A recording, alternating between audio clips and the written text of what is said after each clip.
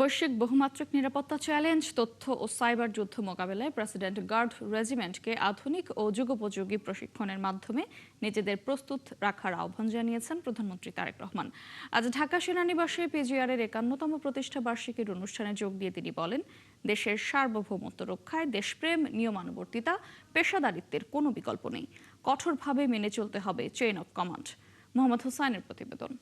১৯৭৫ সাল থেকে প্রধানমন্ত্রী, রাষ্ট্রপ্রধান এবং রাষ্ট্রঘোষিত অতি গুরুত্বপূর্ণ ব্যক্তিদের দৈহিক নিরাপত্তা সহ নানা রাষ্ট্রীয় আনুষ্ঠানিকতা নিষ্ঠার সঙ্গে পালন করছে সেনাবাহিনীর বিশেষায়িত শাখা প্রেসিডেন্ট গার্ড রেজিমেন্ট। প্রতিষ্ঠার ৫১তম বার্ষিকীতে রোববার দুপুরে ঢাকা সেনানিবাসের পিজিআর সদর দপ্তরে আসেন প্রধানমন্ত্রী তারেক রহমান।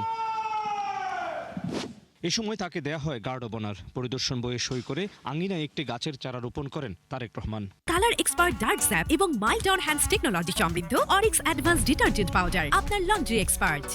প্রতিষ্ঠা লগ্ন থেকে পিজিআরের বিকাশে শহীদ রাষ্ট্রপতি জিয়াউর রহমান, প্রয়াত প্রধানমন্ত্রী বেগম খালেদা জিয়ার অবদানের কথা উল্লেখ করে ১৯৮১ সালের ৩০ মে চট্টগ্রামের সার্কিট হাউসে আত্মদানকারী পিজিআর সদস্যদের শ্রদ্ধাভরে স্মরণ করেন প্রধানমন্ত্রী। ৮১ সালে ৩০ মে চট্টগ্রাম সার্কিট হাউসে প্রেসিডেন্ট জিয়াউর রহমানের শাহাদাত বরণের সময় কর্তব্য পালনরত পিজিআরের কয়েকজন সদস্য শহীদ হয়েছিলেন।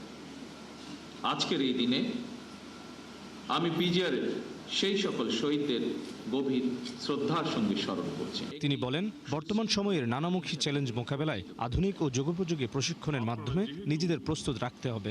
বর্তমানে আর্থসামাজিক, ভূ রাজনৈতিক পরিস্থিতি এবং তথ্য প্রযুক্তির অবাধ বিকাশের ফলে বহুমাত্রিক নিরাপত্তা চ্যালেঞ্জ তৈরি হয়েছে। সাইবার যুদ্ধ, ইলেকট্রনিক ওয়ারফেয়ার, ড্রোন যুদ্ধ কিংবা তথ্য যুদ্ধ, এইসব নতুন নতুন ক্ষেত্রগুলো কোনোভাবেই উপেক্ষা করার সুযোগ নেই।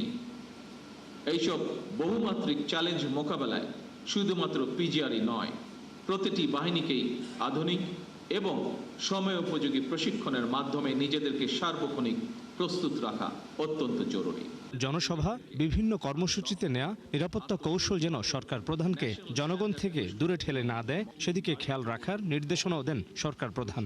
নিরাপত্তা কৌশল যাতে সরকার প্রধানকে জনগণ থেকে দূরে ঠেলে না দেয়, সেদিকে বিশেষভাবে লক্ষ্য রাখার জন্য আমি আপনাদের প্রতি বিশেষভাবে আহ্বান জানাই। পেশাদার সামরিক ইউনিট হিসেবে শৃঙ্খলা ও দায়িত্ববোধে অটল থাকার নির্দেশনা দেন প্রধানমন্ত্রী। প্রযুক্তিগত দক্ষতা অর্জনের পাশাপাশি প্রতিটি সদস্যের সাহস, সততা, বিশ্বস্ততা, সর্বোচ্চ পেশাদারিত্ব, নিয়মানুবর্তিতা এবং সর্বোপরি চেইন অফ কমান্ড অনুসরণ, এই বিষয়গুলো কঠোরভাবে মেনে চলা অপরিহার্য। মোহাম্মদ হুসাইন, ৭১, ঢাকা। জনগণ যাতে নিজেদেরকে